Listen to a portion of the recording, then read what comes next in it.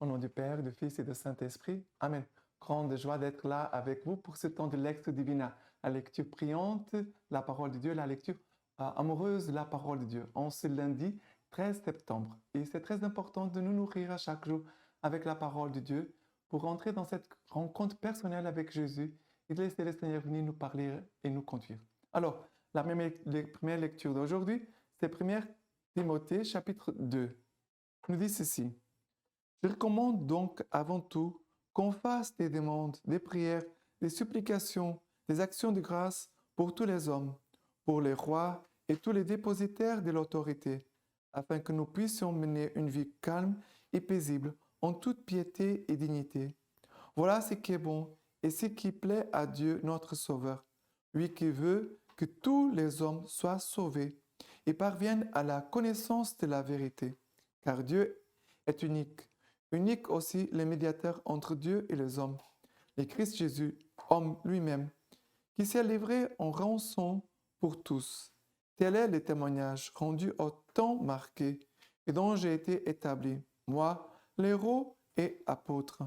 Je dis vrai, je ne mens pas, docteur des païens, dans la foi et la vérité. Ainsi donc, je veux que les hommes prient en tout lieu, élevant vers le ciel les mains pieuses, sans colère ni dispute. Alors, ici, le Seigneur dit, à travers la bouche de Saint Paul à Timothée, par à Timothée, son fils spirituel, il dit qu'on puisse faire des demandes, des prières, des supplications, des actions de grâce pour tous les hommes, pour les rois, pour tous les dépositaires de l'autorité, afin que nous puissions mener une vie calme et paisible en toute piété et dignité. Et c'est vrai, on doit bien prier, élever nos cœurs, nos prières et des supplications au Seigneur et aussi en action de grâce pour tous ceux qui ont un rôle d'autorité dans le monde, dans nos sociétés, pour qu'eux puissent vraiment être conduits par l'Esprit Saint, par l'Esprit de sagesse, par l'Esprit vraiment du Seigneur, qui a un esprit de justice, de bonté, qui cherche vraiment à conduire le peuple et les nations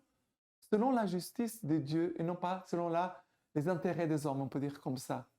Alors, vraiment que le Seigneur, aujourd'hui, puisse trouver en nous des hommes qui prient pour nos dirigeants, pour les autorités de nos pays, pour qu'ils puissent vraiment vivre et conduire les nations selon le vouloir de Dieu, selon la justice et la paix qui vient de Dieu. Et après, il dit comme ça, car Dieu est unique, unique aussi le médiateur entre Dieu et les hommes, ça veut dire Jésus-Christ, ici, lui-même, Dieu, homme et Dieu, il va dire, tel est le témoignage rendu au temps marqué dont j'ai été établi, moi, l'héros et l'apôtre. Ça veut dire, Paul, il dit, je dois témoigner de Jésus-Christ. Je dois témoigner vraiment que c'est lui, le Dieu unique et vrai, médiateur entre Dieu et les hommes. C'est lui qui peut vraiment, comme médiateur, nous unir à Dieu le Père, de vraiment nous conduire dans ce chemin de salut et de vie éternelle. Et après, il va dire comme ça, je dis vrai et je ne mens pas. C'est beau. Je dis vrai et je ne mens pas. Est-ce que tu peux dire aussi que tu es un homme de vérité? Est-ce que je peux dire que je suis un homme de vérité? Que je dis les choses et je ne mens pas?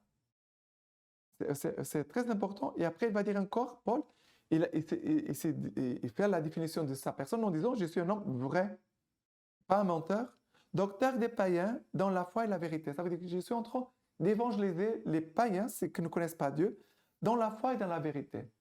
Et nous aussi, comme chrétiens, on doit apporter la lumière du Christ dans notre monde, cette lumière qui nous conduit à la foi et aussi dans un chemin de vérité. Et les deux doivent être ensemble. La foi et la vérité vont ensemble. Parce que si on s'éloigne de la foi, on va s'éloigner de la vérité. Parce que la vérité, c'est Dieu qui nous la révèle. Ce n'est pas les hommes qui connaissent la vérité, c'est Dieu qui connaît vraiment la vérité. Parce que lui, il est la vérité, le chemin, la vie, nous a dit Jésus-Christ. Alors, ici, Paul dit, on doit conduire le peuple selon la foi et la vérité. On doit aussi prier pour la conversion de nos dirigeants, des autorités de nos pays, pour que vraiment ils puissent conduire le peuple dans la foi et dans la vérité. Et après, il va dire encore, ainsi donc je veux que les hommes prient en tout lieu, élevant vers le ciel les mains pieuses, sans colère ni dispute. Voilà. nous puissions élever nos mains vers Dieu sans colère ni dispute, sans bagarre, sans de mauvaises choses. Ça veut dire des mains qui sont propres, des mains qui sont saintes. Voilà ce que le Seigneur veut recevoir de chacun de nous aujourd'hui. Mais vraiment, que nous ne permettons pas de colère ni dispute entre nous, mais que nous puissions vivre pour l'unité et pour la paix entre nous, entre tous les hommes. D'accord? Maintenant, le psaume d'aujourd'hui, c'est le psaume 116. Le psaume... pardon? Non, c'est le psaume 28, pardon. C'est le psaume 28. Vers toi, Seigneur, j'appelle. Mon rocher, ne sois pas sourd. Écoute la voix de ma prière. Quand je crie vers toi, quand j'élève les mains vers ton sein des saints. Le Seigneur ma force et mon bouclier. En lui mon cœur a foi. J'ai reçu aide, mon cœur exulte. Je lui rends grâce par mes chants. Seigneur, force pour son peuple, forteresse de salut pour son Messie. Sauve ton peuple, bénis ton héritage. Conduis-le, porte-le à jamais. Alors, ici dit, j'écris vers le Seigneur, je l'appelle. J'appelle le Seigneur, écoute ma voix de ma prière quand j'écris vers toi. Mais ici, ce n'est pas une supplication pour dire, Seigneur, tu ne vas pas m'écouter, alors tu vas être sourd. Non. Le psalmiste, il veut nous faire entrer dans une confiance. Le Seigneur m'écoute, il nous écoute. Il n'est pas sourd jamais. Dieu nous écoute toujours, il écoute toujours nos prières. Mais, parce que parfois il y a des gens qui disent, mais je prie, je demande des choses à Dieu, il ne me répond pas. Attends, nous pouvons demander quelque chose à Dieu. Dieu écoute toujours, mais Dieu va exaucer selon ce qu'il trouve que c'est juste, que c'est bon. C'est les moments ou pas les moments.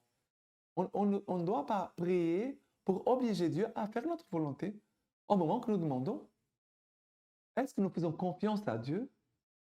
Parce que si je lui fais confiance, je dis, Seigneur, voilà, je te demande telle chose pour moi, pour telle personne. Seigneur, je te fais confiance, c'est toi qui conduis tout. Seigneur, je te fais confiance. C'est ça qu'il faut. Ce n'est pas, Seigneur, écoute-moi comme si je veux imposer ma volonté. Non, ce n'est pas juste. Ce n'est pas juste. Il va dire, Seigneur, ma force et mon bouclier, en lui mon cœur a foi. Ah, voilà. Je sais que le Seigneur m'écoute et j'ai foi en lui. J'ai reçu aide, mon cœur exulte. Je lui rends grâce, pas méchant.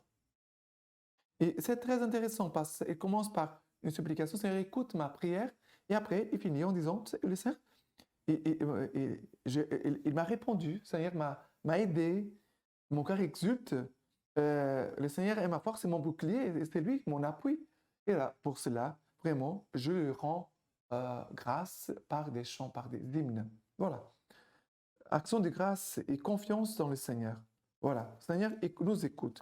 Maintenant, l'évangile d'aujourd'hui, c'est Luc chapitre 7. Après qu'il eut fini de faire entendre au peuple toutes ces paroles, il entra dans Capharnaüm. Or, un centurion avait malade et sur le point de mourir un esclave qui lui était cher. Ayant entendu parler de Jésus, il envoya vers lui quelques-uns des anciens des Juifs pour les prier de venir sauver son esclave. Arrivé auprès de Jésus, il le suppliait instamment. Il est digne, disait-il, que tu lui accordes cela. Il aime en effet notre nation, et c'est à lui qui nous a bâti la synagogue. Jésus faisait route avec eux, et déjà il n'était plus loin de la maison quand le centurion envoya des amis pour lui dire, « Seigneur, ne te dérange pas davantage, car je ne mérite pas, tu entres sous mon toit. Aussi bien, ne me suis-je pas jugé digne de venir te trouver, mais dis un mot, et mon enfant soit guéri. Car moi, qui n'ai rang que de subalterne, j'ai sous moi des soldats, et je dis à l'un, va, et il va, et à un autre, viens, et il vient, et à mon esclave, fais ceci, et il le fait. En entendant ces paroles, Jésus l'admira, et se retournant, et dit à la foule qui l'y suivait, je vous le dis, pas même en Israël, je n'ai trouvé une telle foi. Et de retour à la maison, les envoyés trouvèrent l'esclave en parfaite santé. Alors, ici, ça me touche beaucoup la foi de ce centurion. Cet homme ne s'est pas trouvé digne d'aller trouver Jésus, mais il avait confiance en Jésus. Il va demander à Jésus de venir guérir un de ses esclaves, on peut dire un de ses employés. Il n'a pas demandé pour lui, il a demandé pour un autre. Quelle beauté, quelle belle âme, parce qu'il y a des gens qui prient seulement pour eux et pour leurs intérêts. Cet homme, il va prier à Jésus, il va supplier Jésus pour les biens des autres. Et on devait toujours avoir ce cœur de prier les uns pour les autres, de prier pour les souffrances, pour ce qui se passe dans le monde. Même si ce sont des choses qui ne sont pas juste à côté de chez moi, mais je peux prier le Seigneur pour le monde, pour des guerres, pour la paix, pour la conversion des pécheurs, pour les païens, pour ceux qui ne connaissent pas Jésus-Christ. Voilà. Et c'est beau parce que quand Jésus vient à sa rencontre, il va envoyer d'autres personnes pour aller trouver Jésus en disant « Je ne me suis pas trouvé digne d'aller te rencontrer, mais dis seulement une parole et mon esclave sera guéri. » On dit cette phrase chaque jour à la messe. Hein. « Seigneur, je ne suis pas digne de te recevoir, mais dis seulement une parole et je serai sauvé. » Nous disons ça à chaque Eucharistie, avant l'Eucharistie, avant la communion, pour dire notre confiance. Vraiment, Seigneur, je ne suis pas digne. Qui est digne de recevoir Dieu, de recevoir Jésus-Christ? Personne est digne sur cette terre. Mais Dieu nous a appelés, nous a rendus dignes par la foi, par la passion et la mort et la résurrection de Jésus-Christ, nous a rendus dignes de recevoir Dieu lui-même, le corps et le sang du Christ. Et vraiment, Jésus va être dans l'admiration. Jésus va dire, je vous le dis, pas même en Israël, je n'ai pas trouvé une telle foi. Quelle humilité et quelle foi. On peut dire l'humilité de cet homme et sa grande foi. Mais que cet homme, dans son humilité et dans sa grande foi, il ne s'est pas arrêté.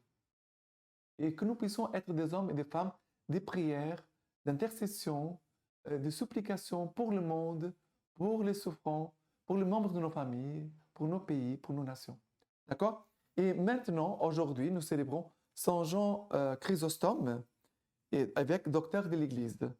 Et je vais vous lire l'homélie avant son départ en exil.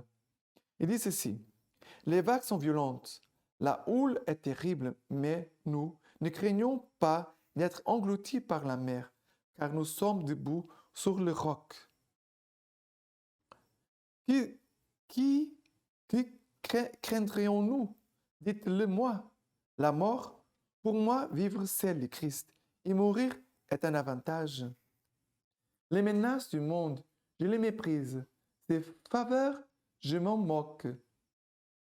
C'est à cause de cela que je vous avertis de ce qui se passe et j'exhorte votre charité à la confiance. Et là où un peuple aussi nombreux est uni par les liens de la charité, le Seigneur ne sera pas présent. J'ai sa garantie. Est-ce à ma propre force que j'ai fait confiance? Je possède sa parole. Voilà mon appui. Voilà ma sécurité. Voilà mon havre de paix. Que l'univers se soulève. Je possède cette parole. Je ne lis les textes. Voilà mon rempart. Voilà ma sécurité. Quel texte? Je suis avec vous tous les jours jusqu'à la fin des temps. Le Christ est avec moi. Qui vais-je craindre? C'est là ma citadelle. C'est là mon roc inébranlable. C'est là mon appui solide. Vous êtes mes concitoyens. Vous êtes mes pères. Vous êtes mes frères. Vous êtes mes enfants. Vous êtes mes membres. Vous êtes mon corps. Vous êtes ma lumière. Et même, vous êtes plus doux pour moi que la lumière. Voilà. Ici, Saint Jean Chrysostome, en parlant de ses frères dans la foi, des autres chrétiens. Vraiment, nous puissions avoir cette même amour du Christ en nous, envers nos frères et sœurs. Et maintenant, je vous laisse la bénédiction par les mains toutes pures de la Vierge Marie. Les Dieu Tout-Puissant vous bénisse et vous garde, le Père, le Fils et le Saint-Esprit. Amen.